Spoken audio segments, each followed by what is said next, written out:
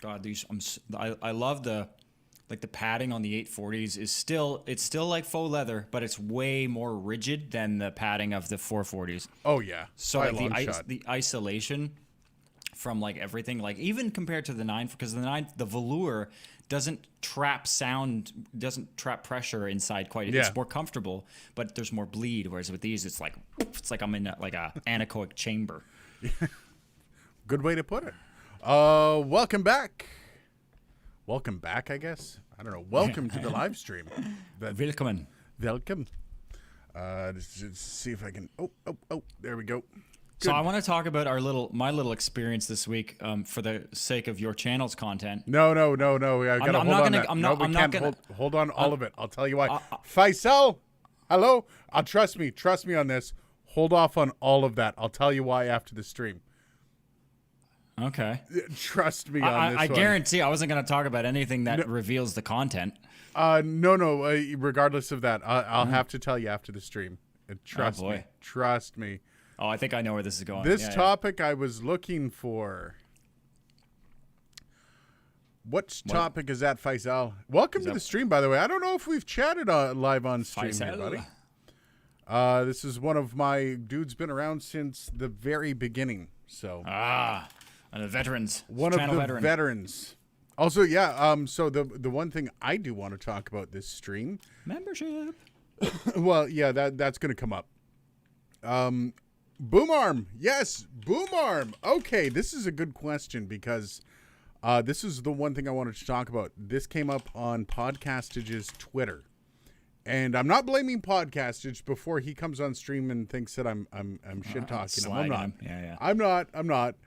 But I want to address a couple things that came up over that Twitter because I saw it and I'm like, really, that doesn't seem like something Podcastage would say. Now he basically said, I don't get the point of buying expensive boom arms. And a lot of people were like, yeah, I get it. No, there's no reason to buy expensive boom arms. But what he was talking about was himself buying expensive boom arms because then he's just got a bunch of expensive boom arms. And as a channel, he's talking about it as like, as a channel, it doesn't make much sense. Yeah. And he was totally right. The problem is everyone misunderstood it. Everyone in chat was like, oh yeah, no, I got a $20 boom arm with a $500 mic sitting on the end of it. And I'm like, no. And I actually plan on doing a video. I reached out to Yellow Tech. I'm seeing if they'll send me a couple Meek arms so I can do some. I don't think I'm going to get the 3-segment one. That thing's like $700. Well, it's a 2-segment, but it's got a system pole, so it technically is like almost like having a 3rd segment. Yeah. So, should you spend decent money on a boom arm? Let's go with Dylan first. Now, why would you put an expensive boom arm into your setup? So I look at it from a couple standpoints. One, I kind of look at it almost like the boom arm essentially being, in a sense, and I guess the caveat here is it doesn't even need to be that expensive, but the boom arm is kind of like buying a power supply for your computer. It's an insurance policy because if you've got a U87 sitting on some chintzy newer thing off Amazon that's going to just fall flat on its face and possibly kill your mic, that's not great. Now, what are the odds of that happening with even a moderately expensive boom arm? Not really high. No. I have heard of boom arms failing. I've heard of springs that are made of an alloy snapping and mice just diving into a desk. That has happened. Rode PSA 1 actually died on my son. And really? I did a video about the Rode PSA 1 because of their customer service. Now, for me, I consider the Rode PSA 1 to be the lowest that I would go for putting any microphone professional on. Yeah, I would say I like the PSA 1 because I think the value proposition is really good there. I think, it's a reasonable, what I would consider a reasonable price, and it works well. I mean, the only thing I don't like is it is possible to fish a cable through it and make it not look like ass, but it's in no way is it an easy thing. No, and you have to make your own cable. Yeah, whereas, I look at what Yellowtech has done, and they've actually gone that extra step, and they've actually integrated a cable into the arm when you buy it, which is like, duh. Like, Rode tack an extra $10 onto the price and throw a cable in there. Or like, Yeah, Right? like that would be nice. Like a cable that's actually integrated in. Yeah, well, would be because that's fantastic. in this case, that's kind of what I've done. Is I've got the cable going through the arm, so I don't have to do Yeah. that weird Velcro thing that they try to get you to do. Because I'm swapping out so much and all this, and the Yeah. cable, because the cable runs across my room, you can actually see my boom arm right in behind me that I use for testing, which I'm trying to figure out a new desk system. Lord help me, it's been a long week because I know you're coming to do live next week. For me, it was my son had an SM7B on the end of a Rode PSA 1. The boom arm just like blew up. Like the spring snapped inside of it and it just slammed down. The weight of it was like slamming. The weight of the microphone fell onto the desk and had it like had the boom arm been attached by the clamp instead of drilled through it probably would have come straight out and hit the floor. Jeez. And while that might not destroy an SM7B, I get it. That might, like, SM7Bs are pretty tough. That makes me feel weird because that particular SKU had to be defective because I have had it's not on it now. Obviously, the RE20 is on it now, which is a comparable weight. But I had the SM7 on the PSA1 for ages, and in fact, I put my U87 at the end of a PSA1, which now I'm a little scared of ever doing again. But that's the thing, and this is why I kind of have a sliding scale for what I look for in a boom arm. So if my microphone is the same price as a boom arm, a PSA1 is fine. So if you're spending the same amount of money on the boom arm as you are the mic, you'll get by on the PSA1 just fine. I was gonna say you're not setting the bar very high. It's $100 mic. But that's the thing. But that's what a lot of P120. Look at the P120. yeah, That's I a great guess. example, right? So, or P220 in U.S. funds. If Faisal says I have an ATR 2100X and using it on a Neewer arm, I was just in hype of internet boom arm and podcasts. Even I really satisfied with the current setup, but I'm thinking that I should need an upgrade. I will say, so if people are asking, like, what's the point of it? Because boom arms, compared to a microphone stand, boom arms are always generally more expensive unless you really cheap out. Like, there's always a The certain Neewer arms are pretty bad. yeah, pretty cheap. I would not go that way. But even the like, you look at the price of PSA1, which is considered the low tier of boom arms. A K&M mic stand is like, I'd say 20 to 40% cheaper than that. And K&M are like the kings of good quality, well-machined mic stands. So I would say I would never want to go back to, like, I have two booms on my desk right now. I've got one for VO, one for just talking like this. Yep. And just the ability to save desk space, the flexibility of where I can put it, which sometimes is to the detriment, but like it's just it's not just about the look. It's just they're just functional. They're functional, and I like it. I mean, the Mika arm, honestly, for its price, I'm not that impressed. I mean, it looks really nice. It looks really nice. But there's a few other things involved with that. So my Rode it's a PSA1 system, right? is squeaky. So and that happens eventually. Yeah.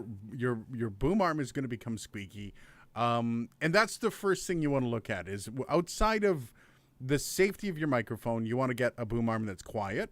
Yeah. And Rode PSA1s are quiet for probably about a year and a half. Really, mine's still pretty quiet. I use a lot. Like I'm moving it around a lot. I'm using mine every day because I use it for Teams calls. Maybe I and stuff, just so I'm need always, to grease it. I'm not sure. Honestly, I think the problem here that we've established just already in the stream is there is a quality consistency problem at Rode, at least with this particular product, because like the fact that your son's failed with something as not that heavy as an SM7B on it relative to other mics, that's not right. Mine's never done that. Yours is squeaking. Mine isn't squeaking. Mine is a little stiff in certain parts of its sort of spread. It gets a little, it takes a little extra tug to get it moving. So I think there's not with all of Rode stuff. I'm not necessarily shitting on Rode as a company, but with this specific Rode product, there seems to be a consistency problem. Yeah, and that does kind of scare me because it's like that's this reliability, right? I mean, and this is a microphone like boom arm that I'm putting expensive microphones on to test them. And that you're recommending to people, and Yeah. you don't want to be that guy that recommends a product that you endorse yourself personally, and then it falls apart on them because then you're Maybe I should your pick up the credit. blue one. I think the blue one actually has cable management through it, but I've heard a lot of bad things about the customer service with blue. So that's why I've kind of stayed away from that.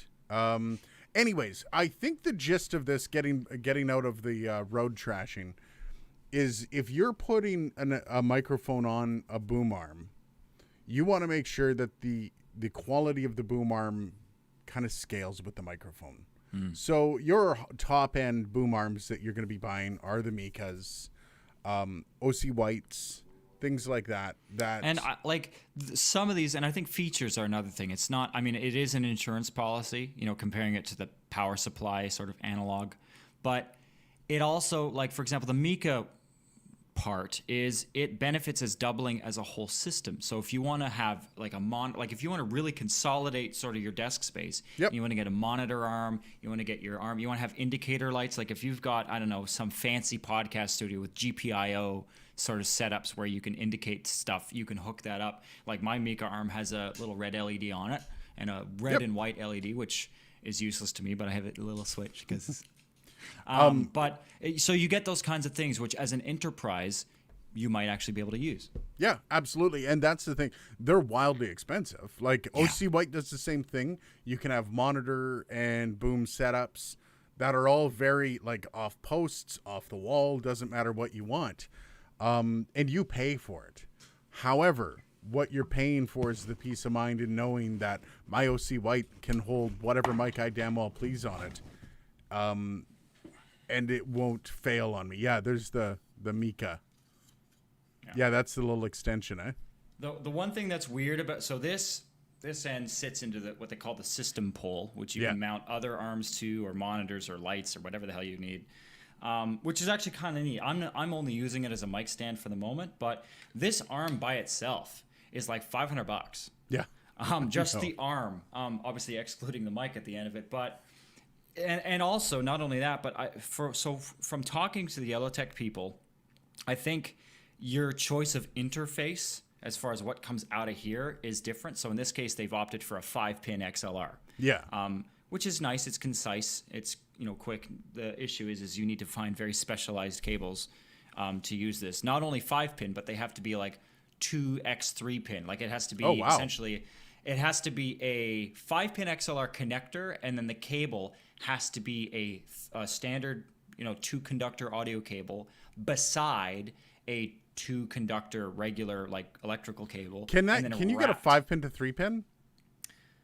Well, okay, so you could make one. Yeah. You could probably buy one because basically the extra 2 pins are for the light. Oh, okay. Yeah, That's why it has yeah. the extra 2 pins. All So right. it's the power and then the polarity for the different light colors at the end of it. Because it's kind of neat the way they've structured the resistors in there, or the diodes, where if you feed the current through it one way, it's red. Feed it the other direction, the polarity, it's white. Yeah. Which is kind of cool. But all that said is so I think you can get this broken out to regular. You can get it to be like a terminal block. In this case, again, they've done XLR, and then I have a 5-pin XLR port installed on the top of my desk. So I just plug this into that port, and it's good. Yeah, not everyone has your desk. That's a sweet setup. Really quick, God of Metal. Yes, I get notified about the live stream for once. That's awesome to hear. Yeah. I was actually on my as soon as I logged into Facebook when we jumped on, and in my recommended videos, it was like the second video. Oh wow, My recommended, nice. yeah. That's good. Faisal says, yes, this time I'm also notified. That's awesome. Good to hear. Quebecer, how's it going? I've got a hammer. I used to have a Mayono USB mic, and it came with a boom arm. Still using that boom arm now, but I've upgraded to an AT2020. Basically just a newer boom arm premium cheapness, if you will. And you know what? I know a lot of people that have that setup. Where the boom arm is kind of getting less love because you want to spend more money on the microphone. And that's totally fine. The problem is you leave yourself open to failure on that boom arm. Well, again, I always like I go back to the PSU graphics card analog because it's such a good comparison. Like Yeah. people will skimp it, they'll get a shiny CPU and they'll get I'll get whatever shitty bronze whatever power supply, and then the power supply fails, takes everything out after it. Yep. Like It's don't do it. but it's true, right? Like if you're especially with a condenser microphone, the AT2020 being a condenser, that thing takes a smack on your desk. It's Not gonna be probably happy. not working anymore. No. And that's so. Would you prefer to spend another $120 on another AT2020, or would you prefer to just spend $100 on a decent boom arm?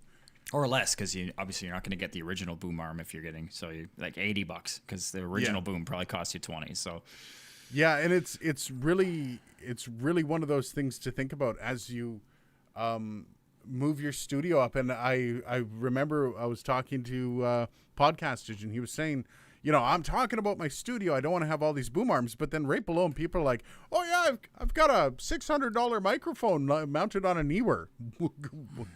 Okay.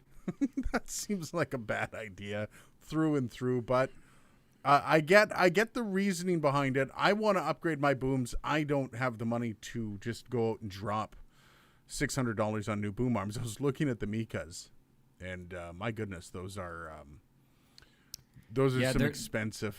they're not mucking about. Even the system pole. Like I was looking at it, they have these and I love the kooky names they have for all of their products, but they have the little indicator like pucks. Yeah. It's literally an LED that sits on the top of your system pole. That is $80. Yeah. A literal light is $80. Oh, I could buy Philips Hue and it goes every color. It's 16.8 million colors and it's still not $80. Faisal like says, half of that. got the point, and that's true. If I am buying a great PC with a cheap case, so that sucks. It is, and it's one of those things that you kind of have to weigh the risks of having cheap hardware around your expensive hardware. Because even with like an AT2020, that's still a replacement value of I don't know what it is US dollars, but let's just say it's $120. Yeah, you want to insure your gear to some extent. And I think the two biggest things that will threaten to eat your, well, three things that will threaten to kill all of the things you spend your hard-earned cash on are stupid people using them.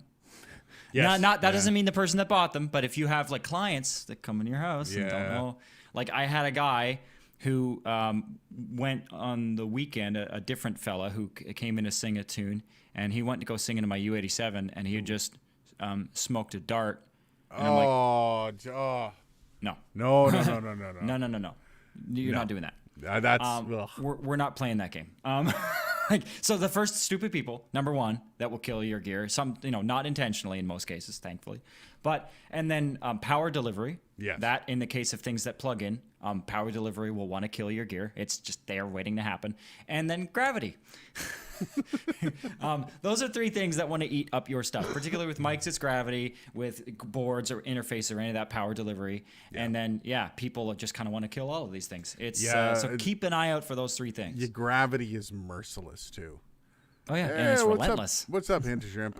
I wish I could just turn gravity off. So just keep in mind that you are trading off safety when you're going with this. Like I said, what happened to my son, I've never seen happen to a Rode PSA 1 before. That's the one thing I can say about it.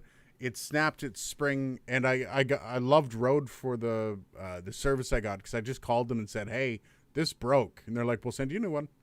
It was a 2-year-old boom arm. So yeah, I take back again. I've never had to deal with Rode's customer support, but I know in general Rode makes good products. I mean, they do, yeah. I've never had a concern. Like I crapped all over the Rodecaster Pro when it first came out. I got it back and I got to play with it a bit. With the new drivers for their multi-track, it's pretty sweet. Like I still think it's overpriced, but it's still pretty sweet. Like it's something that I could see a lot of podcasters really enjoying. But I've still got hate on that video. I got hate this week about it. Some guy telling me that I just didn't know what I was doing with computers. What did you say that triggered that? Oh, it was my Rode Procast, or not Procast, the Rodecaster Pro video. versus the L8, which I said that I didn't like the Roadcaster Pro because of the shitty drivers. Oh yeah, and these guys are probably like, well, I just made my own driver. It's like, no, it wasn't even that good. He actually I'll go into it here. YouTube Studio. This is fantastic. Did the Roadcaster, did he use, like, was it ASIO for All? Was that the? Yeah, it was ASIO for All. Oh god. Which I mean, is good if you don't see. It's good. ASIO for All works well on a system that isn't supposed to have multi-track. That's what ASIO for All works well for. It's something that, like a Mackie. A Mackie is a great example of where ASIO for All comes in handy. Yeah, like 2 in, 2 out, boom. Yeah, and it's really, really, it's really nice to have on a Mackie Pro FX 12V2. Like, plain and simple. It's really nice. I'm still trying to find 4 months ago, 2 months ago. Oh, he deleted his comment. I think it's almost like I always say, and I have always said this, if you're going to buy any kind of particular piece of gear, do your research, find out what the companies are that's their thing. For example, Shure is a microphone company. So if you want to buy a microphone, Shure's is probably a good place to start. If you want to buy an EQ, probably not the best place to go. I don't think Shure makes any EQs, but if they do, don't buy them. Same thing with SSL. Solid State Logic makes boards. They make boards that make EQs and compressors. That's their bread and butter. Their preamps aren't bad, but they're overpriced, in my opinion, and they're not giving you anything special. So be cognizant of what and I almost think there should almost be like an online database of different manufacturers of things and like what the general consensus is. Like, what do these people specialize in? Yeah. Right? Well, Rode is kind of all over the place. Yeah, well, that's it. Rode is not an interface company. No. But they make an interface. Yep. But it's not an interface. It's not an interface. It's well, no, a it's not, interface. It's not supposed to be, but it's like they kind of, as a lot of manufacturers are doing now, and it's not. It's just the way the world's going. It's kind of like everything is becoming a Swiss Army knife. It's like, oh, it can also toast breakfast too. Well, and it's like what's driving me nuts is when they're getting into like condenser microphones. It's like Focusrite doesn't do condenser microphones. No. Oh, that's because they just got some crappy company out of China to build them one. Oh, okay. All right. That'll do it. Yeah. Well, it's kind of the same. Like if you compare sort of Rode's implementation of an interface, and you compare it to Apogee's implementation of an interface as far as the software support and stuff like that, I'm going to guess it's going to be night and day. Yeah. Or like Antelope, another great example of a company that makes killer interfaces with killer software. Okay, so this is funny. I'm going to skip ahead. I'm going to come back to the other. Are you on Jan's comment? Quebecer, beef. Both of you need better light management. You know what? If you look behind me, you can see my 2 lights that I actually shoot my videos with. One's here, one's right there. And those are pieces of paper that I use for diffusers.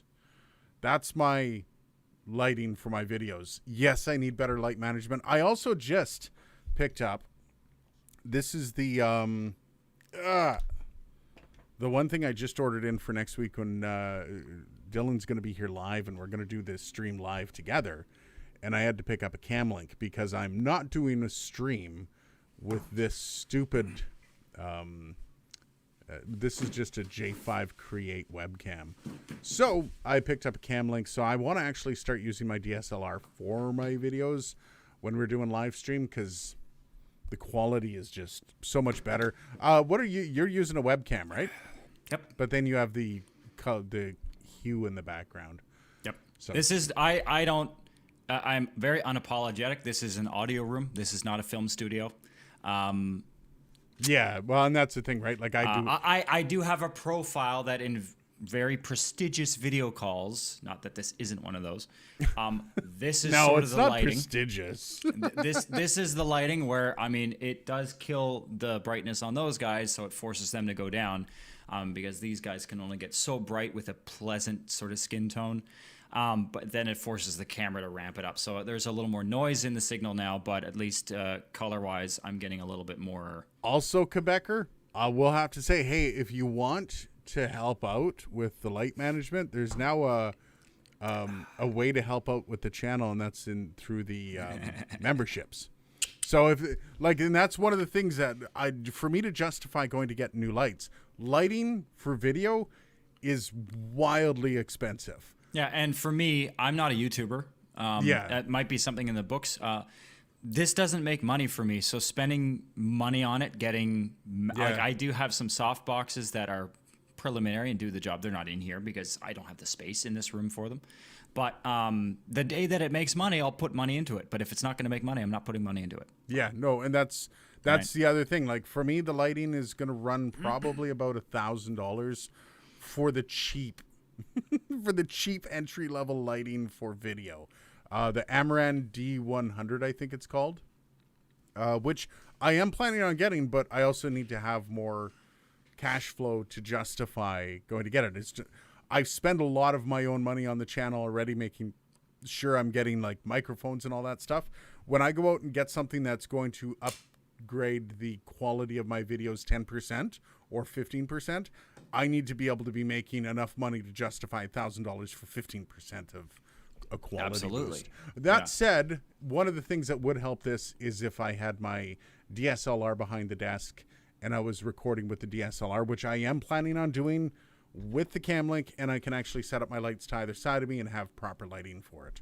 So that is in the works. So give it a bit of time, and I promise I'll be getting that updated. And I got to say, Dylan, your lighting's not as bad as mine if you see my video.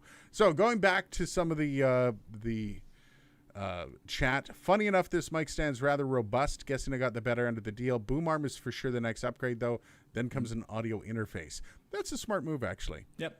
agree with Jan, my 6-year-old daughter snapped my boom arm at the base. No mic was mounted on it, so she's not sent off for adoption. Good father. Sweet, sweet father that does not adopt his child out. That is very, very sweet. Agreed, because go with the master, not for jack of all trades. Yes. There's a lot of companies that would love to like fill all your needs as a Behringer. This is one of the, Behringer. see, the biggest problem I find right now is it's this podcasting boom where, and I'm going to be griping about this in the broadcast term, the term for broadcast mics being applied to everything like the 2040 is absolute trash. The reason broadcast microphones are broadcast microphones is because they sound good on multiple people. And so you can take anybody, put them behind a broadcast mic, and oh my God, you sound good, or at least passable. Also, broadcast mics tend to be smoother and allow for easier EQ profiles to be put on them. What are you laughing at? Bangs. Oh, I'm not bangs. I'm not. Oh, there it is. I can fill all your needs. Oh, wink. Moving on from that. That's a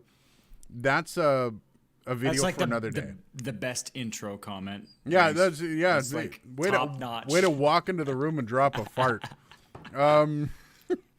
Mark Vega, greetings from Mexico. I love your videos. Thanks, Mark. Welcome to the stream. I'm glad Hello. you like the videos.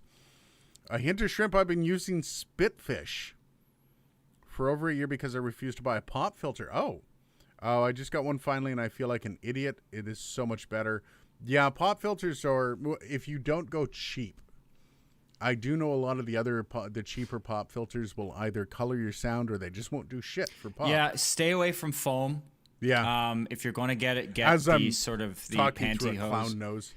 Yeah, no, those things. A lot of times they will cut your high end. Your high end Yep. just gets lost and absorbed into it. Which, in a case of a streeter, for example, where you need to get a ton of audio in windy conditions or whatever, having a dead cat at the end of your mic isn't necessarily. It's a must. You have to do it. But Yeah. if you're in a studio, stick with the mesh. Usually, I like the mesh grill setup. So, for example, the opposite.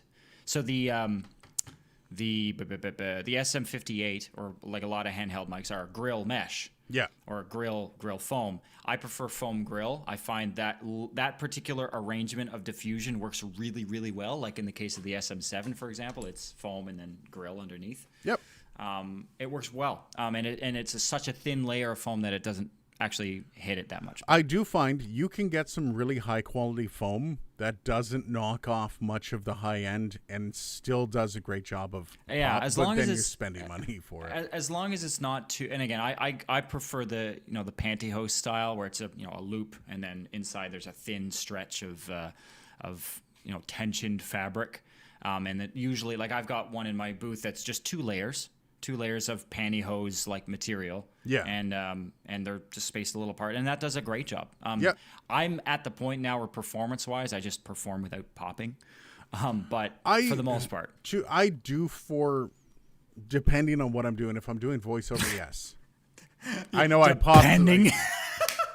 If I'm performing, I don't need a pop Yes, filter. If I'm yes. actually doing voiceover, I don't need a pop filter. If No, I find if I'm doing VO, I don't need it. If I'm singing, I do, because when I'm singing, my biggest focus is not on if I'm popping my P's. My focus is on pitch and when I'm doing emotion. YouTube videos, my focus is on presentation. It's not on.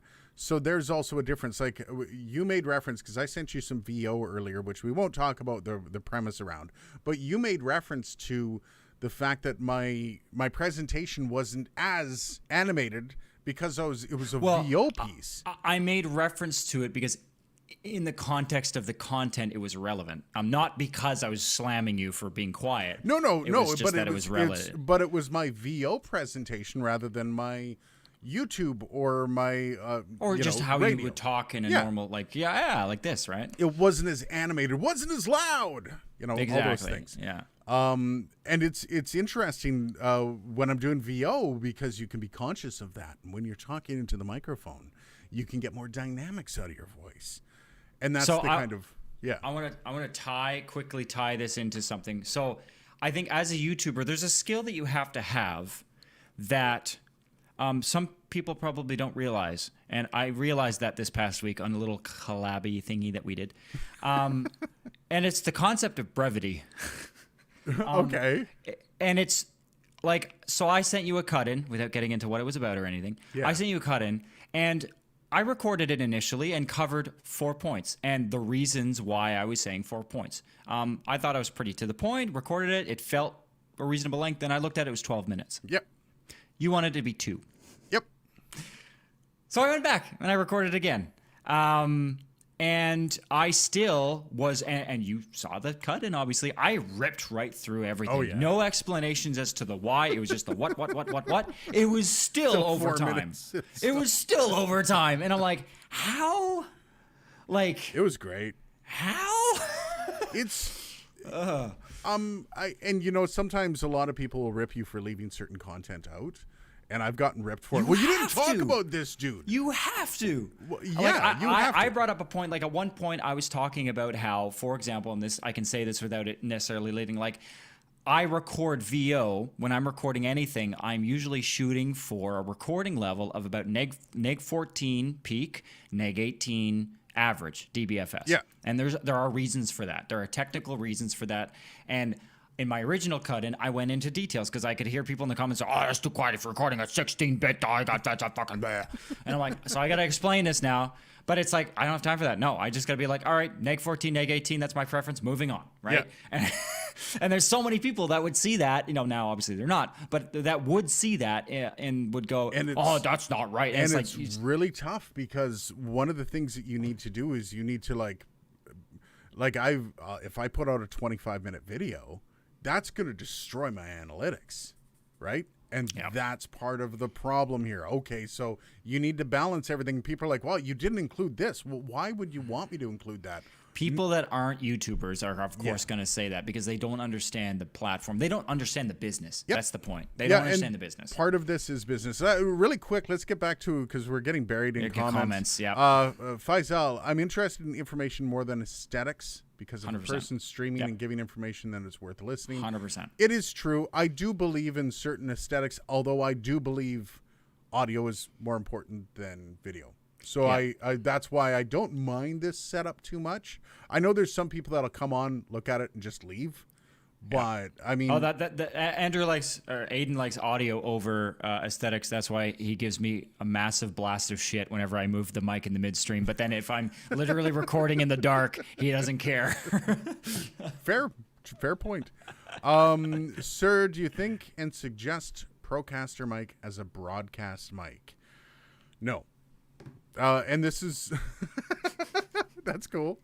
You kind of match my background aesthetic, so that's moody. I like that. That's kind of neat. Sketchy. Broadcast microphones came into existence back in the 60s because most mics, well, actually 40s, most microphones were broadcast microphones because the only people that had microphones were broadcasters or singers or anything like that. Now, what ended up happening was a few microphones trickled out of that era in the 60s as being broadcast microphones, and it wasn't an actual type of microphone. A broadcast microphone is more of a explanation. It's a subcategory of the microphone. So the U87 would be considered a voiceover microphone because voiceover artists use it. Well, there's studio mics, right? Yes. The SM series, and then there's broadcast mics. Those are not often the same thing. Studio mics, broadcast mics, so was kind of stamped on a bunch of microphones that the industry adopted because in like a radio station, you would have 4 different people using the same mic every day. Yep. So they needed a microphone that's going to sound good on. Oh yeah, like you don't want to have an engineer going in and unscrewing a mic between every shift, and like no, that's stupid. And then or have 4 different boom arms in your studio. So broadcast microphones became known as just being great sounding microphones, or at Swiss least Armies. decent sounding microphones on everyone. The Swiss Army RE20 is a knife. great example of that. I don't know any people that sound bad on an RE20. Nobody sounds, amazing out of this world. Usually it takes an EQ profile. Yeah. But then the other thing about broadcast microphones is they accept EQ profiles, and they're very easy frequencies to work with.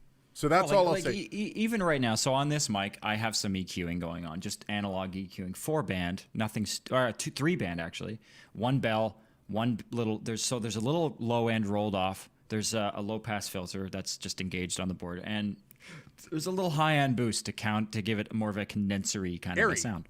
Yeah, give it some breathiness, give it some air, some creaminess, and that's it.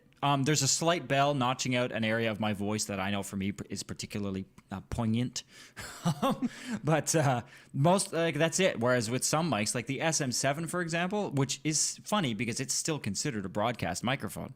Yeah, I am much more fussy with the SM7, and I will add 20 bands to it before I'm happy with it. And Faisal says, "Sir, what most budget-friendly broadcast mic?"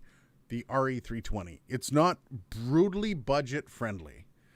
However, it sounds fantastic. Yeah, like when you say budget-friendly, some people think of like a $35 newer. It's still, I think, $250. Yeah, which is still US. I would call that budget-friendly as a professional tool. Yeah, absolutely. But I know somebody, and I know I've actually worked with Faisal, but I've been chatting with Faisal for some time, and I know some of the processes that Faisal's been going through to get proper sound and stuff like that. So it might be a little bit of an expensive one for you, Faisal, to go get the RE320, but that is probably the best, and it does have a nice airiness. $300 plus or minus with some sales. Yeah, it does have a nice airiness, as Bang says. Like the bright end of it is there, and it looks like a nice mic. It's just like Dylan's microphone, only black. So it does actually have a nice look if you are looking for aesthetics of anything. I personally like the RE27. I just like the look. Yeah, but then you're looking into the plus $600 range. Yeah, which the SM7 kind of is almost now anyway. Dylan liked much better. I'm working on it. Getting there. Thanks for your videos to help me pick an SM58 for my team Zoom calls that I can do some small recording on the side. Awesome, BK. That's great. Hang on. We skipped over God of Metal 103. God of Metal. Oh, sorry. Where's God of Metal? Right after Faisal. What's a good mic for piano recording? Oh no, I'm back up here. I went back up. Oh, I saw you post that. Oh, you bouncing around. Sorry, guy. no. Okay, so I'm gonna start Hint of Shrimp. The one I got is the double mesh. It's really great for what I'm doing. Awesome. BK said thanks for your videos. The SM58 team Zoom. Awesome. I'm happy to hear that.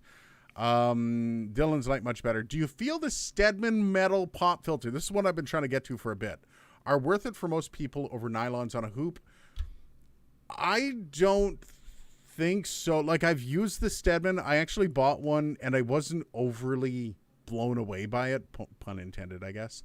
So I've noticed, I'm about to get a little bit too pedantic and technical here, but so phonetically, I have found that that nylons on a hoop style, we'll just go with that. Nylons on a hoop style are better for plosives and better for fricatives. There you And the metal style or the grill style pop filters are better for plosives. Yeah. And I think when you can get both, in the case of the SM7, they've actually done both, are attached to the microphone. So it's kind of an all-encompassing thing. I find if I can move the nylon style back an inch or two, Yeah. which negates the proximity effect, but base shelf, right? Like, big deal. Then I'll do that. I still prefer that because in my case, I find that fricatives are a bit of a bigger issue than plosives for me personally. Big time. I'm actually equal 50-50 on both. I'm bad for all of them if I'm not Your paying attention. sibilance, man.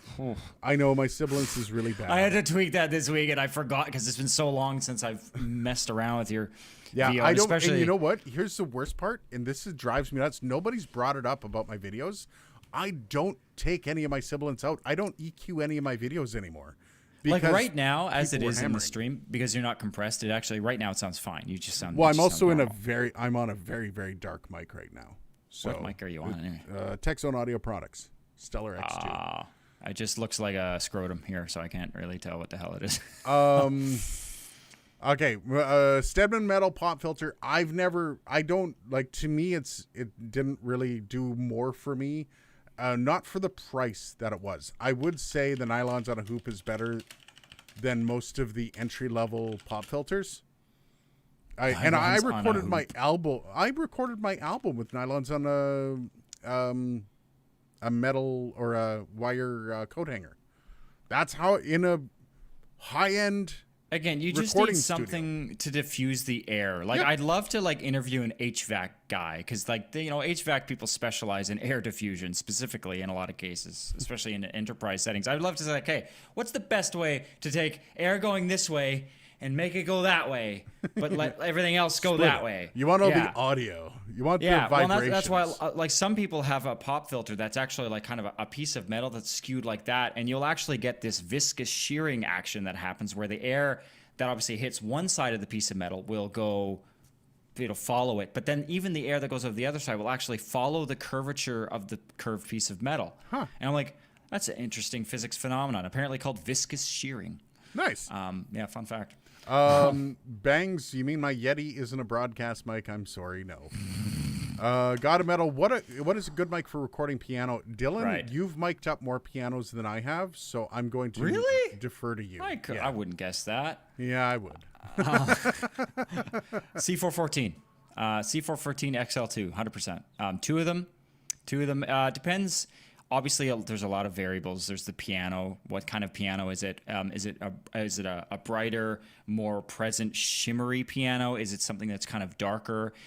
Is it one of the pianos that has like a felt strip in front of the hammers? Because that tends to lower the attack. So you'd want something a little pointier, like pencil mics. In that case, I would use pencils. I would use like Rode NT5s or KM184s or something. But C414 is, particularly the XL2. A lot of people are like, well, just a regular one or the XLS or even the 214. I'm like, get out of here. No, the XL2s or the XLS really are both great in an A/B pattern on the two sides of the soundboard. Okay, so I'm going to just jump in with, so what if somebody's on a budget of, let's say, $1,000 and they want a mic? Okay. I think you're gonna say like $100 or something. No. Okay, $1,000. If you're miking something like a piano, you kind of, with those frequencies and the richness of that sound, you don't want to mess around. If you're on a budget of $1,000, I would say, and this is going to throw people for a loop a little bit, I would say 2 Vanguard V4s, Okay. which are large diaphragm condensers, and they are not tube, so they're still very bright and squeaky and shimmery. The Gen 2s, though, not the Gen 1s, because the Gen 2s actually do have a little more sparkle to them and less noise. But yeah, I would say the Vanguard V4s or the Sennheiser MK4. Two of those. Again, these are both mics that are around $400, $500, so you can get two of them for less than $1,000. Yeah, those would be my suggestions. If you need an analog or something comparable to like a 414, those two mics for that price point are awesome. All right.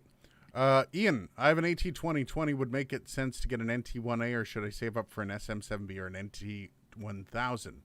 So here's with AT2020, a lot of mic observations can only be made by yourself.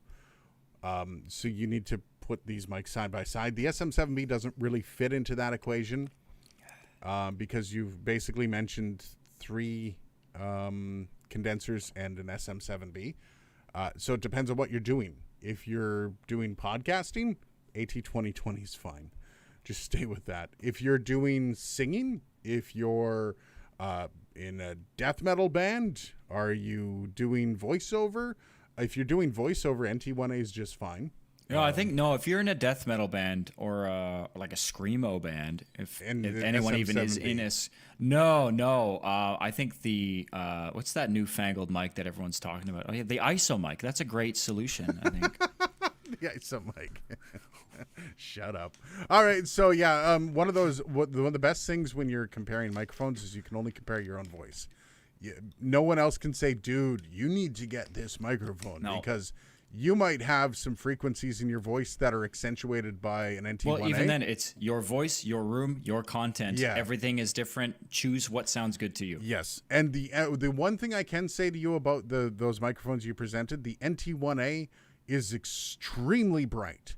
Well, it's not as bright as the what was that mic I tested? The Heil PR40.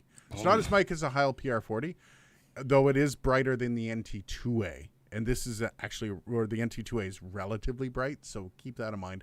SM7B is more dull, and you can EQ more out of it. The NT1000 I've actually never played with, so I can't. Yeah, the SM7B is quite dull. I am always finding. I mean, regardless, I find myself in most cases adding a high shelf to most microphones.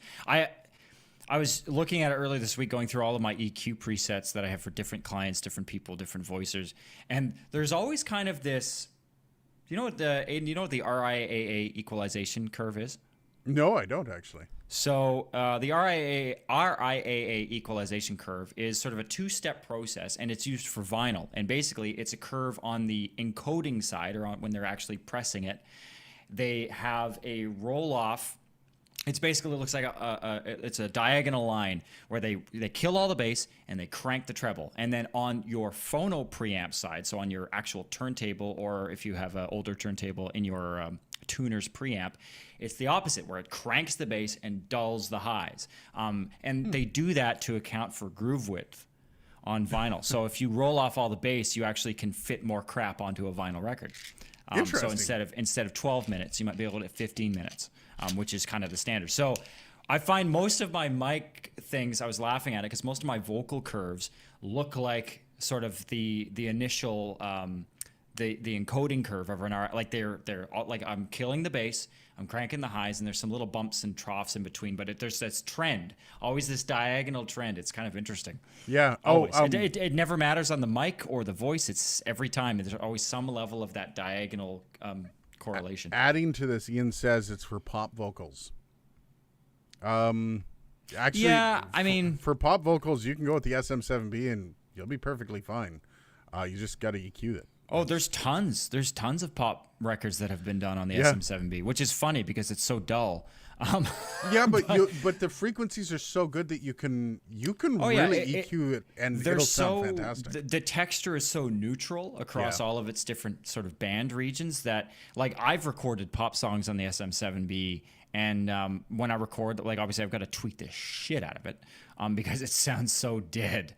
But it's so sculptable, whereas a lot of mics, like you kind of pointed out earlier with the RE20, how the RE20 reacts well to EQ profiling, which I think is really an important point in a microphone. There are some microphones, particularly cheaper ones, that don't react well to EQ curves. Because you bring out these shitty frequencies that they haven't been able to cover up. Honestly, even the SM58, I find, does not take well to certain EQ sculpting. Like it has a presence boost because of its transformer.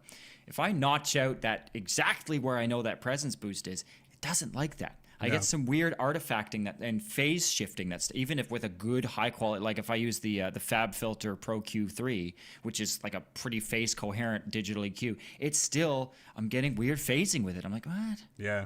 All right, we gotta blow through some of these. Yeah. The RE20, RE2070D are negative 57 dBV, so you need more clean gain.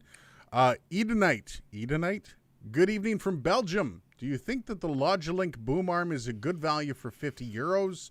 Should I be afraid of the quality for this price range? 50 euros is actually not too shabby. Like, that's where you're getting into the higher end of very entry. I was gonna say I agree with Bangs. I mean, the RE20, just like the SM7, has that same problem. Okay, yeah. 50 euros. I would say, however much the Rode PSA 1 is, that should be your benchmark for the cheapest you would want to spend on a boom arm for a microphone. Unless your microphone is cheaper than that boom arm, you might want to consider just getting a decent boom arm for that. So, or like if you have the space and you don't need the flexibility, get like a little desktop stand with a boom yoke on it. Like, you know, the boom arms are great, but if you don't need the ability to swing around and dance with it, the aesthetic, and everyone goes for the bloody aesthetic, but it also, boom arms also do, they do work as a shock absorber as well. So there is that. You know what's funny? You know, it just occurred to me. What? So right now, as we're talking, so I've got the SM7 hovering above my head, on a Mika. Ouch! Oh God! You see where my head's going? I'm That's like, man, trust. if that was a PSA 1 and that thing went down, like I'm getting a concussion, man. Or death by SM7D. Yeah. Oh man. Oh, you know what? If I was to pick any way to die, I want that on my obituary, man. Died, but death by microphone. I love that. Sir, you got what your followers wants to know. I think, sir, you are as a professor. You can understand and deliver to people what they need. Thank you. That's actually the one goal that you try to do when you are doing YouTube or when there's a teaching element to anything. And my students like me when I'm teaching how to podcast. So, nice. Or at least most of them told me they liked me. Some of them are probably lying. You'll find out in the course eval. As if most YouTubers edit anything except to do quick cuts. Yeah, I know. That's I've seen the same thing. And I try my hardest to not. Yeah, anyways, we'll move on from that. Bros, could you check the Lazarus microphone one day? It's 100% Mexican microphone that seeks to be a relatively cheap alternative. Cheap microphones in the USA are much more expensive here. Interesting. I will actually look that up. Interesting that cheap microphones. So because they're cheap in the USA because they're probably imported from the USA and then brought over into Mexico. Well, I imagine it might be also a currency consideration as well. Well, yeah. There's also a lot of tariffs and stuff like that on, especially after the orange-haired or the orange-skinned president. There's a lot of. I forget what it was, but sometime, like this was years and years ago, someone told me they went to Mexico and they had to pay, like they got to the border and they had to pay some kind of fine, and it was like 10,000 pesos or something, or some like seemingly astronomical number, and they were like, oh, like I don't even know if I have that much, and then like one of my friends, like his wife looked at him and was like, you know, that's like $10, right? Like, I don't know if it's still like that, but like I know there. Hey, that's the problem with having your country wedged right up against the USA. Oh God, your currency's going to take a hit. You know what? I will check. We know it. Yeah, Canadians. Yes, we do. The Canadian peso. Yeah. I'll actually check out the Lazarus microphone. I'm looking at it right now. It looks sexy. I mean, I'm just looking at the aesthetic. It looks kind of cool. How much is it? I'm on their website, so I don't know. Okay. Find out how much it is. Let me look it up. Heck, Sures are made in Mexico now. Oh, wow. That's interesting. But they're probably made by, like, Shure has set up. So it's made by an American company in Mexico to save money and then sold back to Mexico. It's a lot like coffee in Peru. You think you're getting cheap coffee when you go to Peru, but a lot of the companies that are farming the coffee are either American or outside of South America, and then the coffee is literally purchased from Americans. The very coffee that's picked in Peru, it was very difficult to find a very good cup of coffee in Peru that wasn't ridiculously priced. Just saying. It's for recording studio, so it'd have to be versatile for different voices. Ian's question about the NT1A. NT1A is not versatile for multiple voices. The high end on it, you'd probably be better off with the SM7B in that regard and just EQ the crap out. I've got a hammer. Personally, I find that my voice is much nicer on bright mics. And that's one of the reasons why I can't answer a question when people ask me what microphone you should get. I've got a hammer, just nailed it on the head. I got a lot of puns today. When some people know when their voice is sounding good on a microphone. The best sounding microphone I've ever used was a C414 XLS. Best sounding microphone on my voice. What? I don't know if this is, I mean, this is listed as Microfono Lazarus Modelo LA22M. It's $3,600. Oh! If that's considered reasonable as a price point. Mark Vega, I'm not spending $3,600 on a microphone from Mexico. Again, I'm not saying that's the one he's talking about, but that is that is a price point that's listed for that microphone. Damn. Okay, we'll look into that. I'll stick with Shure if that's the case. Bangs, have you seen the Mary Poppins Supercalifragilisticexpialidocious death metal version? Of course I have. Really? Can you send it course. to me? I kind of want to see it. Yeah, I'll send it to you after. It'll ruin Mary Poppins for me, probably. I have a still want Heil to see it. PR40 on a mica in a Prism spider mount. Nice. The Heil, and this is the problem I have with a lot of microphones. Heil charges you through the nose for anything to do with either any kind of mount. Their shock mount for a Heil is ridiculously expensive. So I understand why you went with the Prism spider mount. It's a good idea. Sir, you have the thing what makes their students succeed. I hope so. It's also lovability and I'm just huggable. I was going to say, he's very cuddly. I'm very cuddly. Yeah. I've got a hammer. Any thought on the fact that Audacity won't leave my audio setting alone? It often shifts from 48 to 41 for a reason I can't determine. Oh, you mean like Discord? Yeah, Discord does the same thing. A lot of with cheaper options is it will default very often to what is the most common setting for a lot of people. A lot of people use 41.1. 44.1. 44.1. Yeah, sorry. Wow. Rode NT1 without the A. Rode NT1 is actually a decent mic, not as bright as the A. Mark Vega, that's pesos. Oh, so 3,600 is pesos, he said. That explains. Again, he's going back to that. Like, how oh my God, that's expensive. Can you look up how much 3,600 pesos is in Canadian? Pesos Canadian to CAD. Edenite, do you know any other audio interface who offers EQ, low gates, and enough gain other than the Mini Go XLR? Ooh, to use with a pod mic. I wouldn't look for an interface with the EQ on it, because then you're just getting into the territory of burning an EQ curve that you're probably not even going to like in about 2 hours. No, but we're talking about, because this Edenite is talking about doing live streaming. Oh, that's only $230. Oh, okay, that might be worthwhile. That might be worthwhile. Edenite. So if you're there are a lot of options on the USB side that will allow you to EQ in software. The Rode Connect allows you to do that. Outside of actually getting, inline EQ. Hang on, I'm not dumb. Hang on, look at that. Okay. Look at this. Look at this. What? Oh, screw Discord. There we go. Look at this. Oh, I've got to look at Discord now. I've got to look at Discord. You're making me look at this. It's got the dollar symbol. That's why I thought it was dollars. It's got the dollar symbol. Okay. That's why I thought it was that. You're not sharing your screen with anything, by the way, because so I look insane right now. Yeah, you look absolutely insane. Okay. Sorry. That's not unusual. No, that's good. Oh no, watch stream. Weird. Okay, everything resized. Oh, you had that happen before. Okay, hang on. Oh man. Let's try this. What do you do? There we go. Hit watch stream. There we go. Look at this. See? Yeah. Look at it's got the there. It's not showing anything. Oh, for fuck's sake. I give up.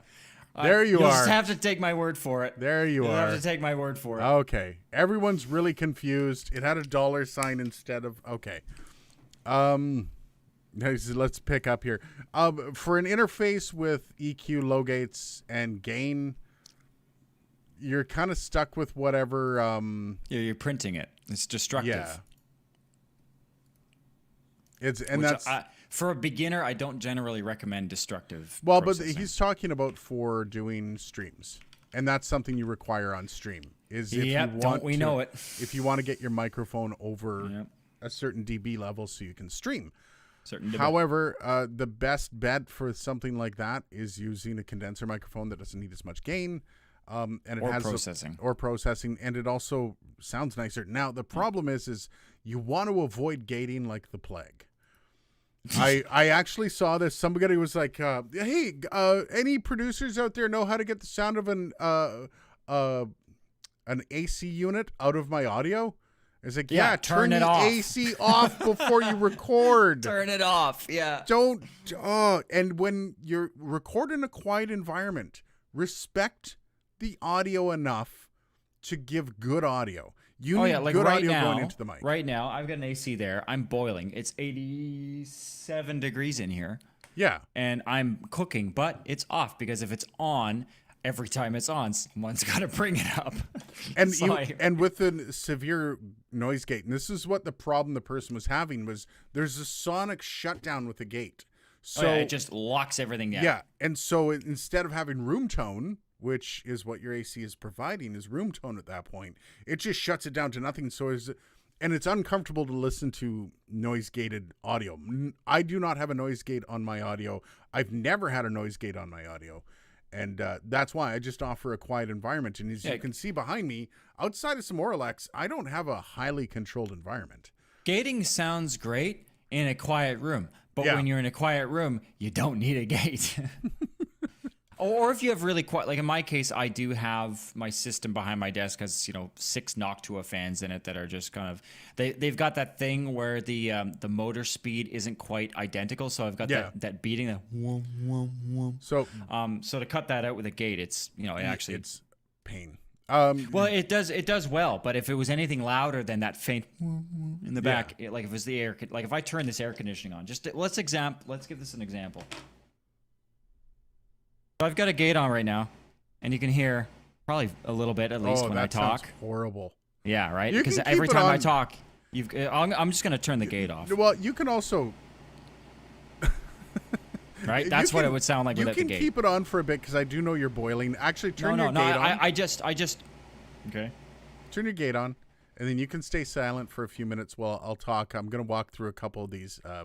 No, I just killed it. I don't right. need it. I just turned it on as an all right. example. I feel bad if you're all sweaty and stuff. That's fine. It's a polyester shirt. It's fine. Bang says you can be like Bandrew and use it in every video. I'm not exactly sure what he's referring to with. Gating, I guess.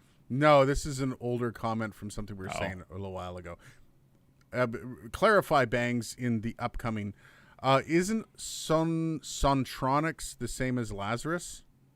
No idea. That's I up know to you, nothing. Dylan. I just heard about that company now. Faisal, by listening, I have a question in my mind that RE20, RE320, and SM7B are these all sound good on all voices, as you said, that SM7B. For the most part, because they're all broadcast microphones. On most. The RE320 is kind of on the edges of being a broadcast microphone. It's not necessarily. It was born from the RE20 and the RE27. I can barely hear you. Something happened to your audio, Dylan. Yeah. Hey! Oh, Wow. holy crap. What did you do?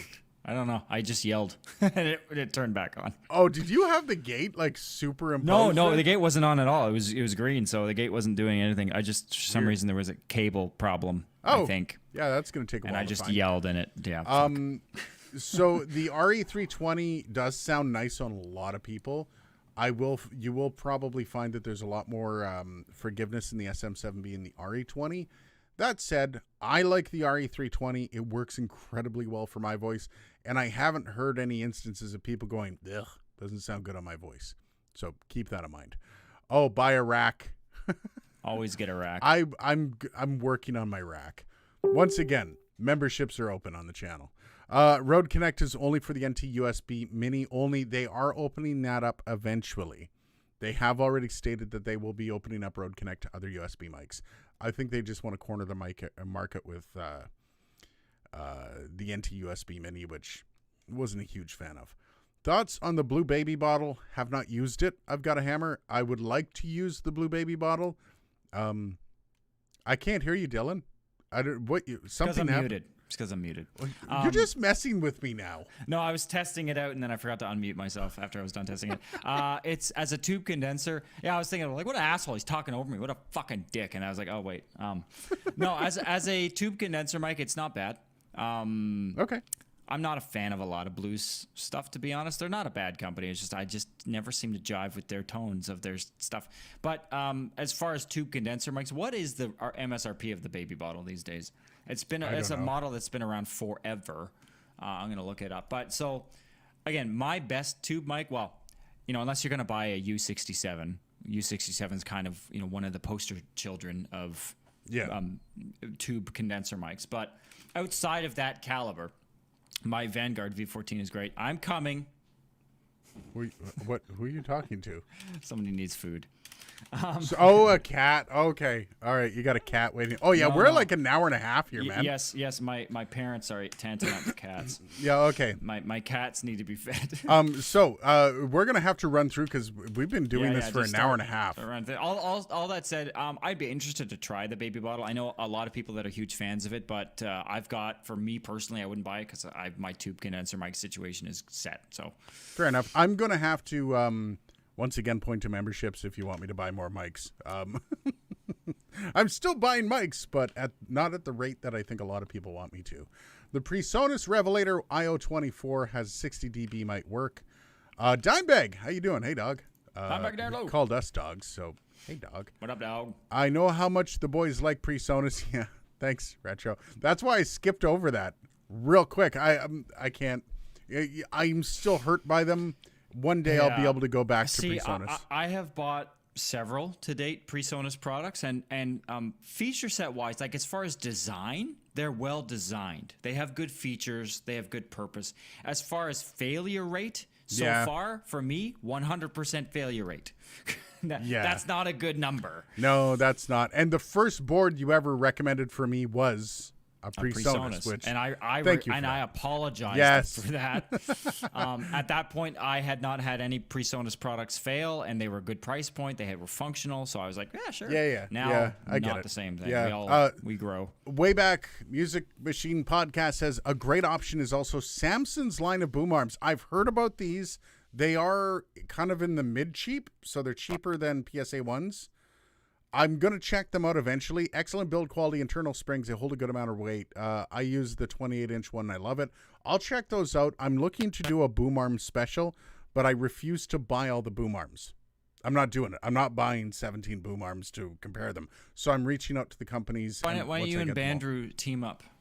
Yeah, so we'll split the boom arms at the end, eh? I don't want the Mika!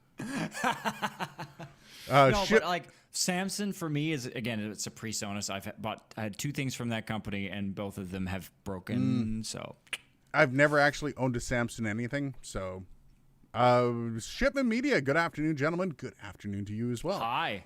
It's evening for us, but Bangs, Elgato has a very interesting interface software rack, something like the Wave 3 or something just released. Elgato. Yeah. That's interesting. I'm gonna have to look. Elgato released a ton of stuff. Actually, Faisal asked me to review the interface that they released. So, was that Elgato? Oh god, I get them all mixed up. This afternoon is set sail long ago. Indeed, RTX voice. That's expensive.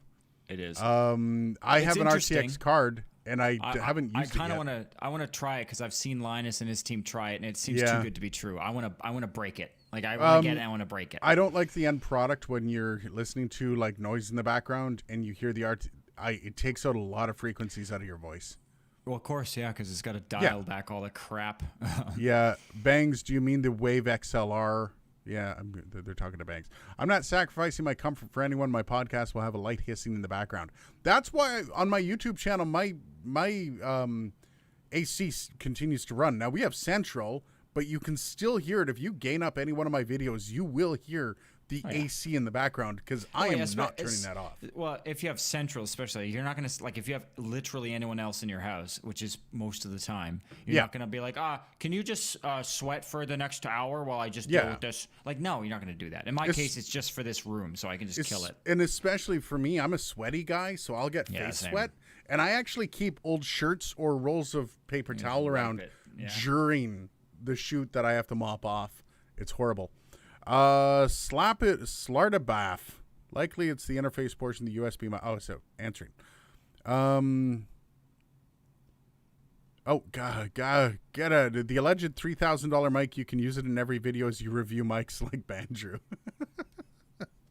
Yeah, no, and he does that with the U87 AI. He includes it on every review. Of course he does. As a comparison. Because it is kind of the benchmark. Like, everybody knows it. Even people that aren't in audio, like, or aren't in, like, the pro side, like, look at that as, like, the holy grail of. So if you're gonna compare a mic to anything, like, don't lie, Aiden. If you had a U87, you'd be comparing every mic. Absolutely. I've thought about buying one. Like, I've thought of, because I want to get the C414. Yeah. And then I thought about, well, then I would just throw it on every, like, this is what it sounds like compared to the C414. I get to say, I got a MKH 416 on the way. Yeah, shut up.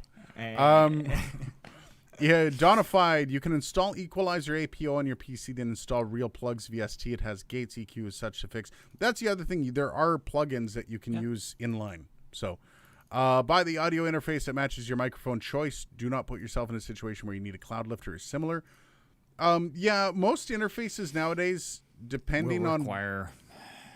Yeah, I mean, there aren't a ton of interfaces with respectable amount of gain. I mean, yours does. What's the spec on the Arturia on the 71 dB of gain? That's really good. I mean, that's unusual though. It's $888 American. Well, exactly right. Most, especially in the 500 below range for interfaces, have like 45, 50 dB in most cases. But it is super clean gain. And that's the thing. So it's kind of a trade-off between, is it super clean gain? You'll be okay, but expect to be boosting in post or having compression for streaming, all of those things. Because if you EQ and compress and gain up in OBS, you'll be fine. So, assuming your interface generally has a low noise floor. You have a really bad connection, by the way. Just letting you know. There's something that keeps squirking out. Something. Yeah. Red Cabin Acoustic. I will sometimes use a slight gate and record and further process and post, but I turn everything off or I'm not in the booth while traveling. Yeah, I mean, I've never gated really, but at the same time, I understand why some people will, because it can be really nice for slight hums in your environment. Although I do everything in post, so. Or any kind of room reflections as well. Yeah. Like if you've got bad reverb, you can really kill that. Yeah, that's fair. I've got a hammer. Honestly, I would think that the SM58 would be a great microphone for broad spectrum of voices, but it does fall along the lines of the SM7B.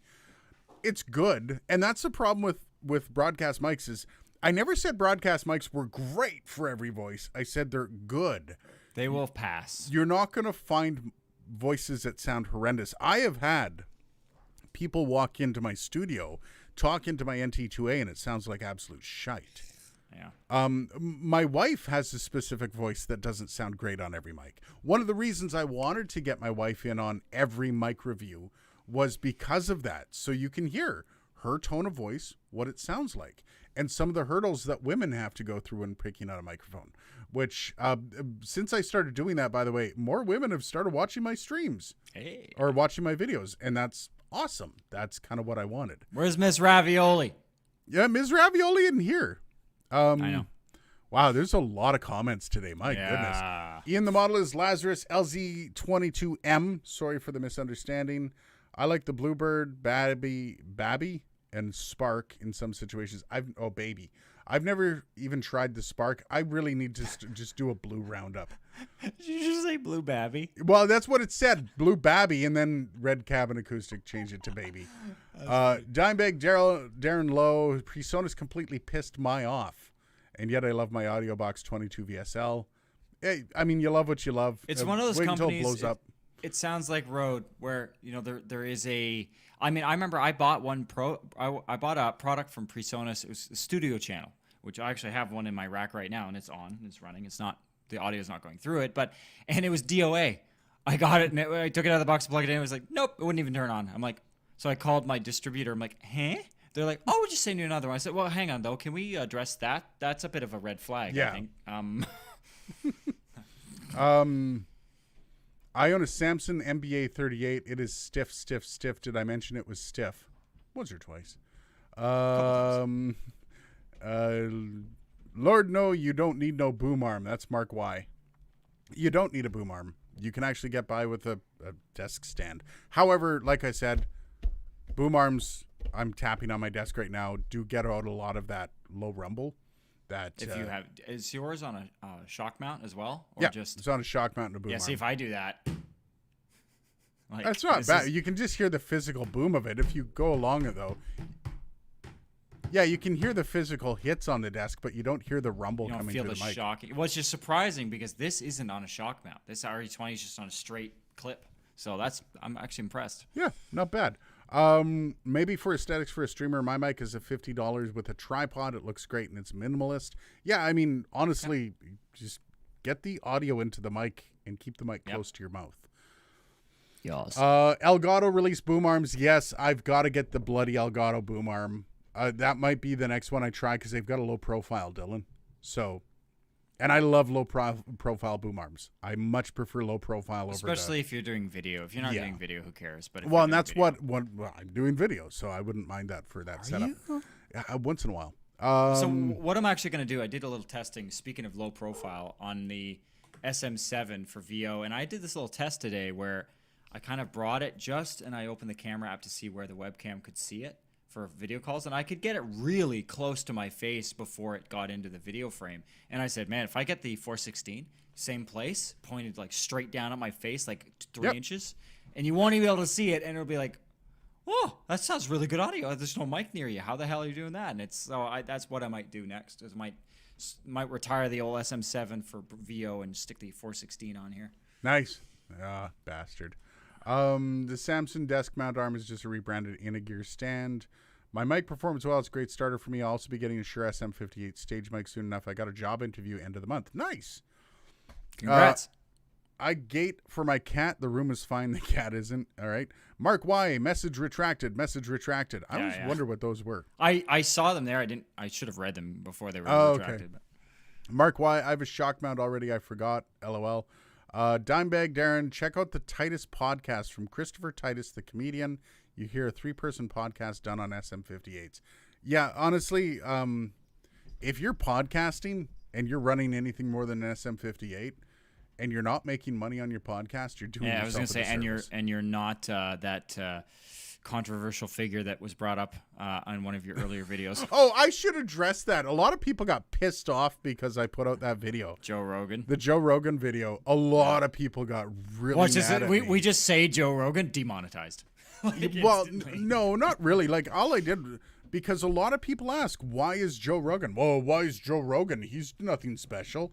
And I just wanted to point out he is, though. In the business of podcasting, he's pretty huge. He's like the biggest podcaster. But there's also reasons for that. Like, and a lot of people don't get. Like, I know he said some really stupid stuff since I put that video out. Mm-hmm. But for the most part, he's been pretty... Oh, yeah. Like any other sort of opinion-based podcast, which is really what the JRE is. You know, he's got some opinions that are a little half-baked that could use some more time in the oven. I think something's happening upstairs. I will be right back. Hold on to it, Dylan.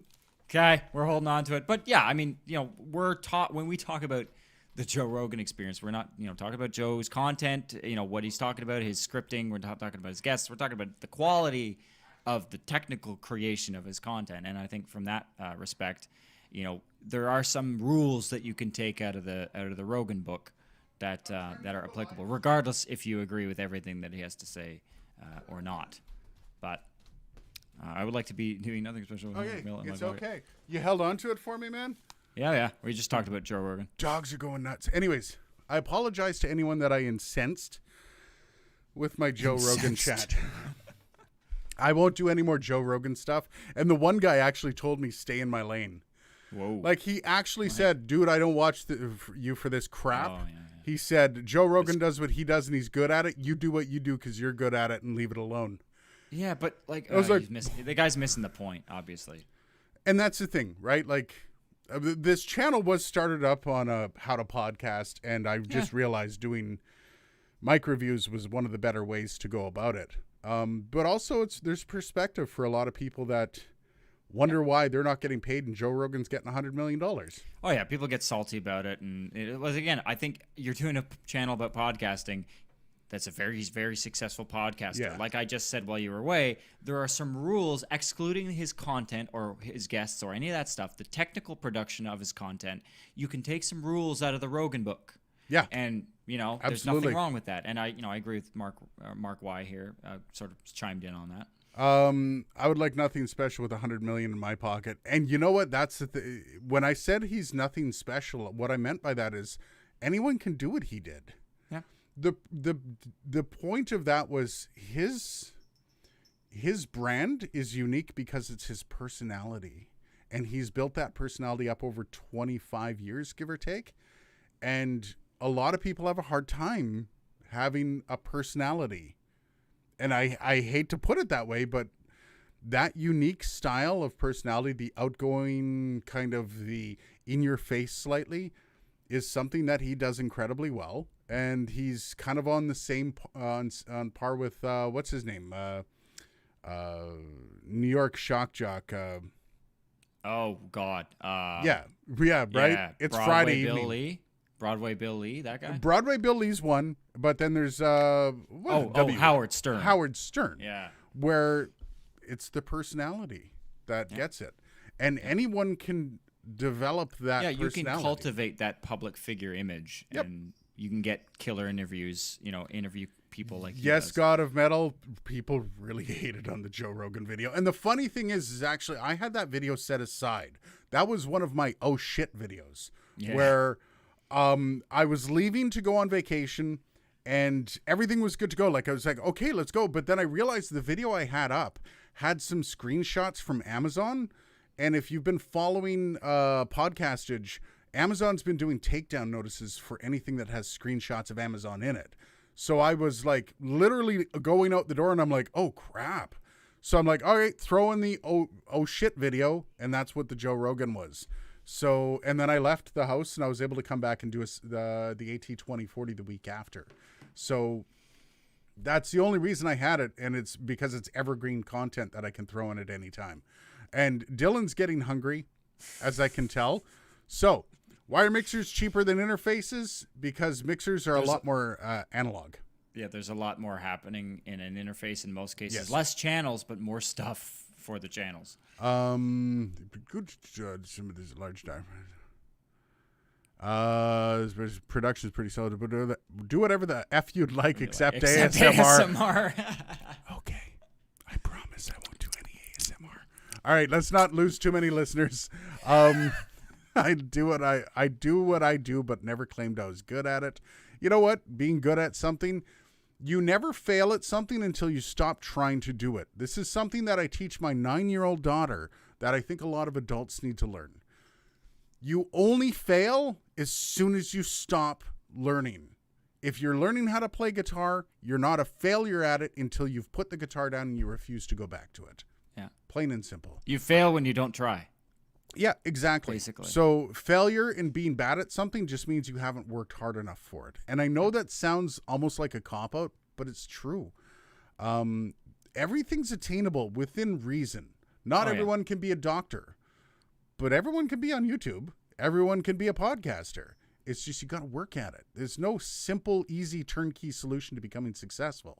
I mean, that's just it. You have to, and I think practice, without getting too deep down this rabbit hole, but I think practice is hard because you have to witness yourself failing over and over and over again until you don't fail. And that's why so many people are so averse to the idea of practicing anything. But you need to practice. You need to go through that exercise of walking on coals to be good. You can't be good without that. Greatest line from Les Paul, the man himself. He actually said, I've been playing guitar 70 years and I think I almost got it.